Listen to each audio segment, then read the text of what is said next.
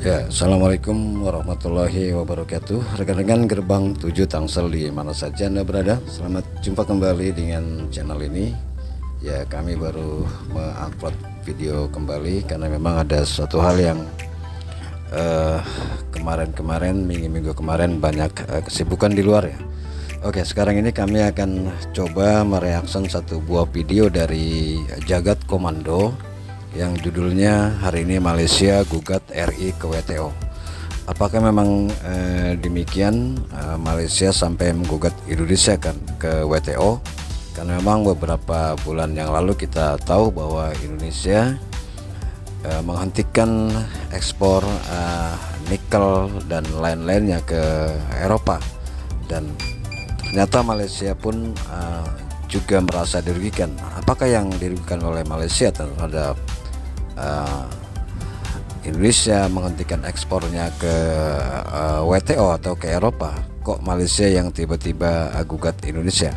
Coba kita lihat video ini dari channelnya Jagat Komando yang judulnya hari ini Malaysia gugat RI ke WTO. Oke rekan-rekan semuanya, coba kita lihat bersama-sama. Di luar nalar, aksi Jokowi bikin ngamuk Malaysia dan gugat RI ke WTO? Lah, kok bisa? Itu structural. Dia ada masalah structural problem dan kroniknya kerana dana banyak hilang. Ini kenyataan.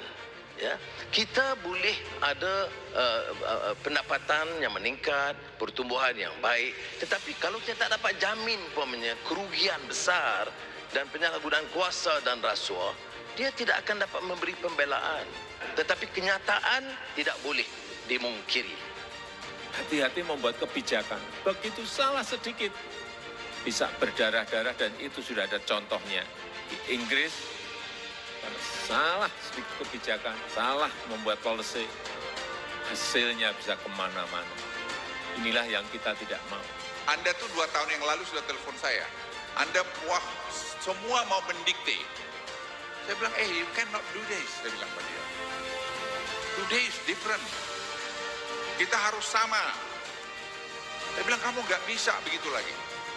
This country is not banana republic. Ya, this country is a great country.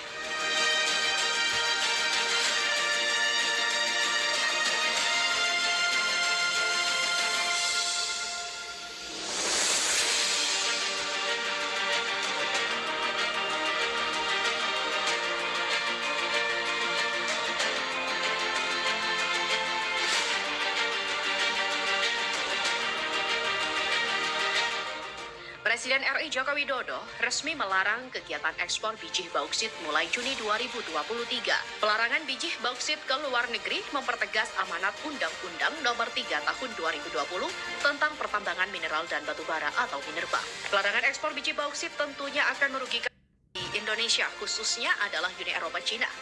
Golongan negara-negara itu adalah penikmat utama bauksit Indonesia.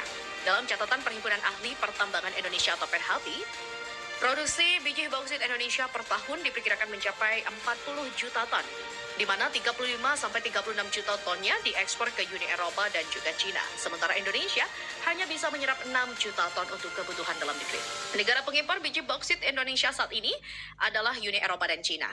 Sehingga apabila pelarangan ekspor dilakukan tahun 2023, maka bisa dipastikan Eropa dan Cina akan dirugikan karena pabriknya akan mengalami kekurangan stok biji bauksit yang akan diolah.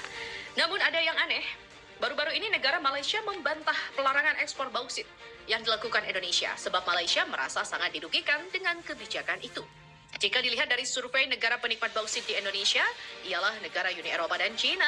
Dengan adanya keputusan yang diambil oleh Malaysia, seluruh pengamat perekonomian merasa heran dengan keputusan itu, dan faktanya Malaysia bukan negara dengan penikmat bauksit dan juga penghasil industri dari bahan bauksit. Memang, Eropa dan Cina bukan negara satu-satunya pengimpor bauksit dari Indonesia. Namun, Indonesia menguasai 4% cadangan bauksit di dunia dan juga merasa aneh jika negara seperti Malaysia merasa dirugikan atas kebijakan yang dilakukan Indonesia. Lalu apakah aksi Presiden Jokowi melarang ekspor bauksit akan membuat Malaysia benar-benar ngamuk dan membawa RI dalam gugatannya ke Organisasi Perdagangan Dunia? Karena seperti yang diketahui bahwa Indonesia saat ini masih bersengketa gugatan hukum di WTO oleh Uni Eropa atas kebijakannya melarang ekspor biji. Ya, saudara, saya tahan sebentar video dari Jagat Komando ini yang menyatakan bahwa Malaysia keberatan atas pelarangan ekspor biji nikel Indonesia ke Uni Eropa, dan bahkan Malaysia akan mengajukan gugatan ke WTO. Saya rasa ini tidak mungkin ya, karena memang Malaysia merupakan bukan negara penikmat nikel Indonesia, akan tetapi Eropa dan Cina lah. Dan justru bahkan belakangan ini pemerintah Malaysia dan Republik Indonesia sepakat untuk menghentikan ekspor biji atau kelapa sawit, minyak kelapa sawit ke Eropa, dan bahkan Malaysia justru meniru Indonesia untuk melarang biji kelapa sawitnya ke Uni Eropa. Jadi bukan Malaysia mengajukan gugatan ke WTO terhadap nikel Indonesia. Oke, kita lanjut kembali video dari Jagat Komando ini. Nikel. Nah, kali ini Presiden Jokowi kembali beraksi dan melarang ekspor biji bauksit demi kepentingan pengembangan industri hilirisasi di dalam negeri untuk menciptakan nilai tambah yang lebih baik. Pengamat energi dan ekonomi Universitas Gadjah Mada, Fahmi Radi, menilai sebenarnya Undang-Undang Nomor 4 Tahun 2009 tentang Minerba sebelum direvisi menjadi Undang-Undang Nomor 3 Tahun 2020 sudah mengamanahkan melarang ekspor hasil tambang dan mineral tanpa dihilirisasi di dalam negeri paling lambat pada 2014. Namun adanya penentangan dahsyat dari perusahaan tambang dan ancaman WTO, pemerintah Presiden SBY mundur untuk memberlakukan larangan ekspor itu. Baru saat ini Presiden Jokowi berani melarang ekspor biji nikel dan bauksit. Mengenai akan adanya gugatan baru di WTO oleh Malaysia yang mengatasnamakan kesetaraan bernegara, Indonesia tidak pernah gentar atas penentangan di WTO dan harus dilawan meskipun bisa berujung pada kekalahan. Namun, proses persidangan gugatan WTO sampai keputusan final butuh waktu sekitar 4 tahun. Selama 4 tahun larangan ekspor bauksit harus tetap dilakukan sehingga menghasilkan ekosistem industri bauksit dari biji bauksit dan juga produk hilirisasi hingga produk turunannya. Adapun produk turunan yang dihasilkan melalui hilirisasi bauksit berupa aluminium sebagai bahan baku industri mesin dan juga semikonduktor. Di sisi lain, Presiden Jokowi secara belak-belakan mengatakan bahwa ia mempersilahkan negara-negara yang akan melakukan gugatan ke WTO atas kebijakannya itu. Dengan adanya kerjasama yang membaik antara Uni Eropa dan Malaysia, sejumlah pengamat dan warganet dunia mencurigai adanya hubungan gelap antara Malaysia dan Uni Eropa. Bagaimana tidak, dalam hal ini Indonesia sedang bersengketa dengan Uni Eropa di WTO dan tiba-tiba Malaysia dengan tegas merasa dirugikan atas kebijakan pemerintah Indonesia saat ini. Di satu sisi, Perdana Menteri baru Malaysia Anwar Ibrahim tidak asing di Eropa. Kata Syahda Islam, pengamat Uni Eropa, dia dikenal luas dan dihormati di kalangan politisi dan pembuat kebijakan di Brasil, kota yang pernah dia kunjungi di masa lalu dan di mana dia berpartisipasi dalam diskusi kelompok pemikir tentang demokrasi dan hak asasi manusia. Dan juga istri Anwar, politisi terkemuka itu yang juga sekarang menjabat sebagai Perdana Menteri, memiliki kontak yang baik di Brasil dan Eropa. Uni Eropa berharap dapat terus mempererat hubungan baik dengan Malaysia yang didasarkan pada kepentingan bersama yang kuat, baik secara bilateral maupun regional. Demikian kata Michalis Rakas. Pemerintah Anwar juga diperkirakan akan menerapkan kebijakan luar negeri yang lebih terbuka dan berorientasi barat, dan juga pemerintah Malaysia yang saat ini dipimpin Anwar Ibrahim mengatakan tidak ada titik sengketa yang berlangsung antara Malaysia dan juga Uni Eropa, serta membuat jadi perbincangan yaitu pemerintah baru. Anwar Ibrahim akan mewarisi perselisihan Indonesia dengan Uni Eropa soal berbagai bahan mentah. Uni Eropa berencana menghentikan keputusan Indonesia yang menerapkan stop ekspor bahan mentah terbesar di dunia.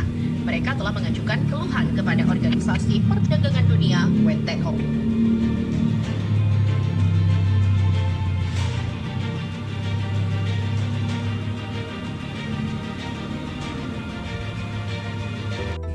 Ya, itu saudara satu video dari Jagat Komando, dan dalam video ini saya ingin mengomentari sedikit dari video ini bahwa seperti yang tadi saya katakan bahwa Malaysia tidak mungkin untuk menggugat Indonesia bersama Uni Eropa ke WTO karena memang saat ini Indonesia sedang mengajukan banding di WTO, dan putusan WTO biasanya 4 tahun kemudian, dan tentunya dari tahun 2023 sampai 2027 nanti maka biji nikel itu akan diolah di Indonesia, dan kita sudah mempunyai banyak keuntungan, dan tentunya juga dipersilakan kepada negara-negara Eropa dan Cina untuk membeli bahan jadi dari Indonesia.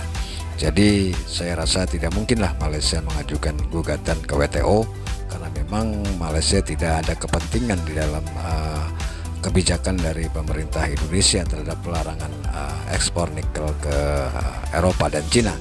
Bahkan tadi saya katakan bahwa justru Malaysia dan Indonesia sedang bersama-sama untuk menghentikan ekspor minyak sawitnya ke Eropa.